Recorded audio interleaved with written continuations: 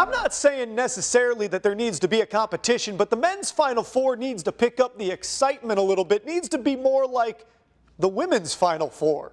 And no, I'm not used to saying that, but have you seen the games in the women's Final Four this year? In back-to-back efforts, Notre Dame star, Milwaukee native Arike Ugabawali hit game-winning, crowd-crazing, jump-out-your-seat, scream-worthy shots. First to beat UConn on Friday, then to beat Mississippi State in the title game. The women's game has really come a long way. The talent level continues to grow, and yeah, UConn's still a force, but they've been knocked out 2 years in a row in the Final Four despite going undefeated up to that point.